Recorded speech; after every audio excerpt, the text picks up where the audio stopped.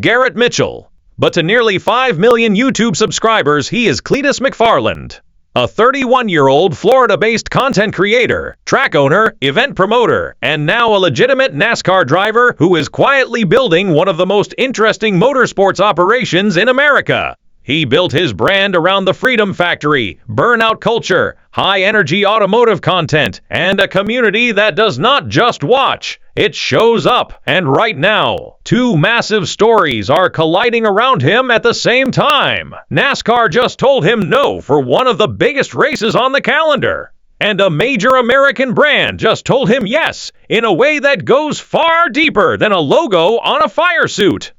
Let's start with where Cleetus actually stands as a driver, because that context matters for everything that follows.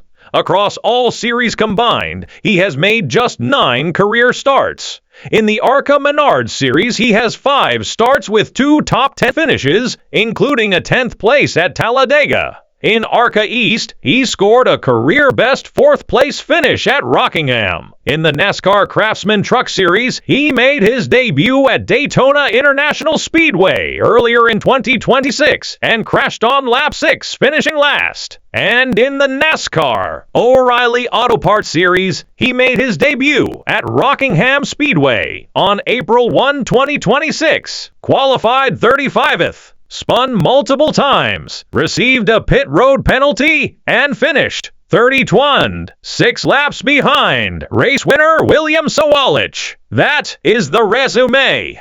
Limited, yes, but showing real flashes, particularly in the ARCA ranks. Now, here is what happened next. Cleetus McFarland was scheduled to race the number 33 Tommy's Express Chevrolet for Richard Childress Racing in the Ag Pro 300 at Talladega Super Speedway on April 25, 2026. On April 5, NASCAR officially denied that approval. On April 6, Cleetus broke the news himself through a raw, unedited Facebook video. No PR team, no spin. He called it a kick in the nuts, but was also notably honest about why it happened. In Rockingham, they did not see enough out of me as a driver, which, considering the fact that I tried to pass someone 3 wide on the 4th lap and spun out and then spun out again, got a pit box penalty. You kind of caused your own show. He acknowledged it directly. No excuses.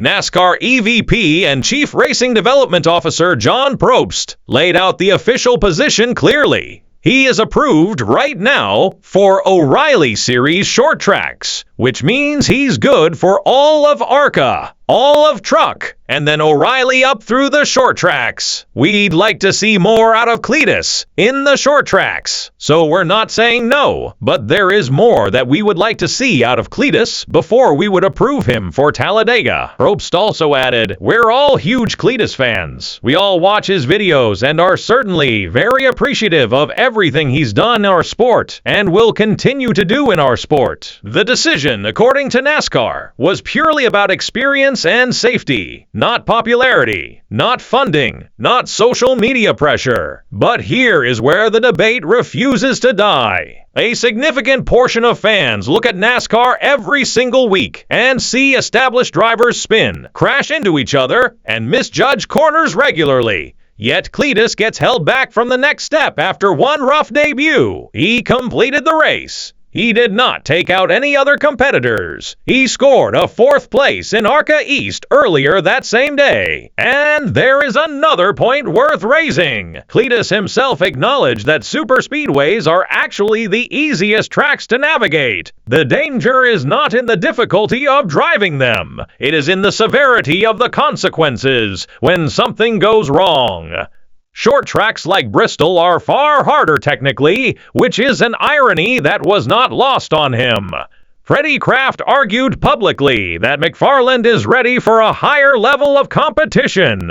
Mark Martin and Tommy Baldwin disagreed, maintaining that more short track time is the right path. Some corners of the fan base felt the denial actually proved NASCAR is treating the sport seriously again. Then there are the numbers. According to reporting that cited Sports Business Journal's Adam Stern, the Rockingham O'Reilly race on the CW drew a 0.65 rating and 1.165 million viewers, up 12% in rating and 11% in audience from the comparable event a year earlier. Across the first 7 races of the season, the series was averaging 1.282 million viewers, up 3.6% year over year. That does not prove Cleetus single-handedly drove every number, but it absolutely proves he is part of a momentum wave. NASCAR would be unwise to ignore that. Now to the biggest development. On April 7, 2026, one day after the Talladega denial, Polaris officially announced a multi-year partnership with Cleetus McFarland and his motorsports community. The official press release described it this way: "Fans know Cleetus for the world he's built around the Freedom Factory, his YouTube channel, and the kind of loud, high-energy, hands-on events that get people grinning ear to ear. Through this partnership, Polaris will help bring even more of Cleetus's ideas to life and give fans new ways to be part of the action." Reed Wilson, president of Polaris Off-Road Vehicles, said, "We are big fans of Cleetus and the community he has built. We couldn't just watch from the outside, we had to be a part of it. He brings a level of energy, passion, and authenticity that reflects what American motorsports is all about, and we look forward to supporting a community that shares our love for performance and adventure." And Cleetus himself responded in his own style, "I built my community around freedom, horsepower, and having a good time. And Polaris fits that perfectly. They get the people. They get the spirit. Hell yeah, brother. That's what we're all about." Teaming up allows us to introduce more people to power sports and the fun that comes with it. Now here is the catch. And this is where the story gets genuinely interesting. This is not a race sponsorship. This is not a logo on a vehicle. Polaris has been woven directly into the entire Cleetus McFarland ecosystem. The official partnership language makes that clear. The partnership will put Cleetus and his team behind the wheel and let them go full throttle with Polaris. From his operations, content, and experiences at the Freedom Factory, Cleetus will be powered by Polaris. That means Freedom Factory operations, YouTube content, fan experiences, events, on-site equipment, all of it now has Polaris fingerprints on it, and the impact was immediate. Cleetus surprised his Freedom Factory crew with an all-new Polaris off-road fleet. The Crown Vic and Fire crew received a Ranger XP 1000 4-seater. The grounds crew got a specialized Ranger XP 1000. Track management was given a Ranger XD 1500 Extreme Duty. Track prep expert Wade traded in his decade-old unit for a brand new Ranger XP 1000. The trick? Cleetus had been telling the team the vehicles were only on site temporarily for a Polaris commercial. Then came the reveal. It was also confirmed that Polaris and Cleetus originally connected through NASCAR veteran Greg Biffle at the Freedom 500, with years of discussions, eventually leading to this deal. Polaris is not buying random exposure here. They are plugging into a built-in fan base that shows up for the Freedom 500 for Crown Vic chaos, for drag events, for shop content, and now for sanctioned racing. One important note: neither party has publicly disclosed a dollar figure for this deal. The multi-million-dollar description circulating online is not a confirmed reported amount. While all of this is happening, the broader Cleetus operation is also expanding on the racing side.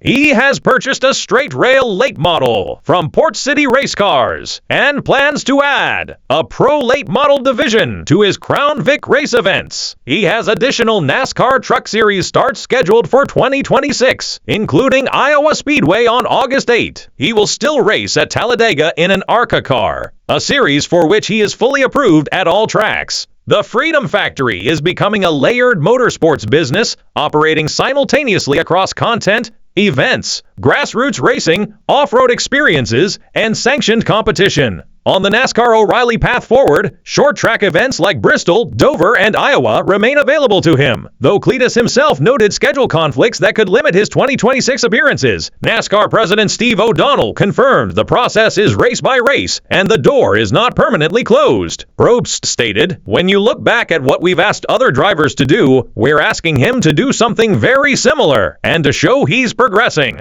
He's on the steep side of the learning curve. We will progress him as fast as we can, but in a very meaningful way that doesn't get him in a bad situation." Richard Childress has already publicly praised the broader value Cleetus brings to the sport. The target for a Talladega O'Reilly start is now realistically 2027, and Cleetus himself made that clear. "We will make it to Talladega in an O'Reilly's car one day. Mark my words." Usually when a driver gets denied for a race, the story shrinks. With Cleetus McFarland, the opposite keeps happening. The audience is there. The viewership bump is there. The sponsorship infrastructure is now there. The facility upgrades are there. And the expansion plans are accelerating. NASCAR told him no for Talladega in April 2026. And within 24 hours, one of America's biggest powersports companies announced they were building a multi-year partnership around his entire world. That is not a setback story. That is a momentum story.